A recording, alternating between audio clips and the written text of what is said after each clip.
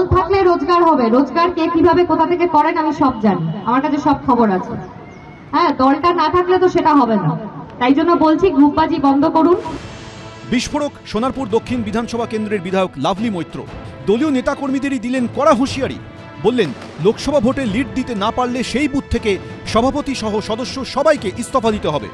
শনিবার প্রতাপনগর গ্রাম পঞ্চায়েত এলাকায় একটি কর্মী সভায় যোগ দেন তৃণমূল বিধায়ক। সেখানে দলের একাংশের অনুপস্থিতি ও অন্যদিকে কর্মী সমর্থকদের তেমন ভিড় না হওয়ায় মেজাজ হারান লাভলি মৈত্র। তাতে একটা কর্মী সম্মেলন হচ্ছে, বুথ ভিত্তিক কর্মী সম্মেলন, সেখানে অর্ধেক লোক আসেনি। প্রত্যেকটা অঞ্চলে প্রত্যেকটা বুথে এমন কিছু কিছু মানুষ আছে যারা কোনো দলেরই না, সকালে তৃণমূল, রাত্রে বিজেপি, দুপুরবেলা সিপিএম।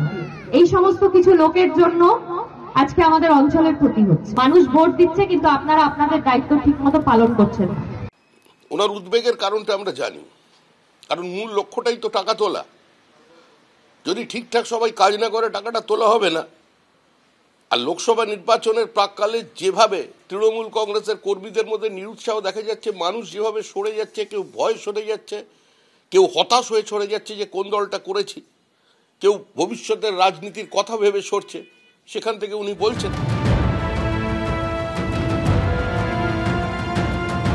একটা বুথ ভিত্তিক কর্মী সম্মেলন একটা ইলেকশনের আগে তার চেহারা এরকম হতে পারে না। এটা আপনাদের লজ্জা, প্রধান, উপপ্রধান এবং প্রত্যেকটা সদস্য, আমার মনে হয় আপনাদের সবার ছেড়ে দেওয়া উচিত। পার্লামেন্ট ইলেকশনে প্রত্যেকটা বুথ ভিত্তিক আমরা রেজাল্ট দেখব।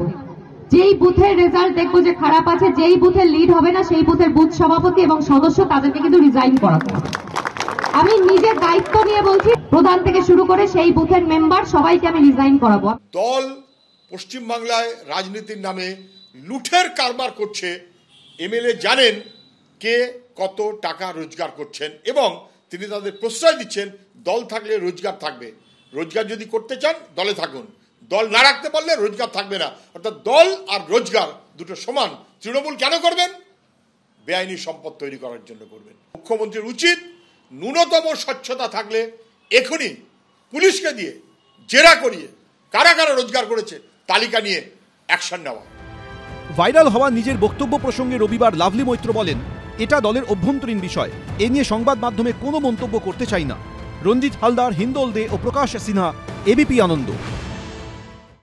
সত্য অন্তহীন, সত্যের খোঁজও তাই, সত্য সন্ধানে তাই আমরা অক্লান্ত, অকুতভয়। এবিপি আনন্দ নতুন ভাবনার প্রতীক, যা মনে মুক্ত, তথ্যে যুক্ত এবং যাবতীয় সীমানার বাঁধন থেকে মুক্ত।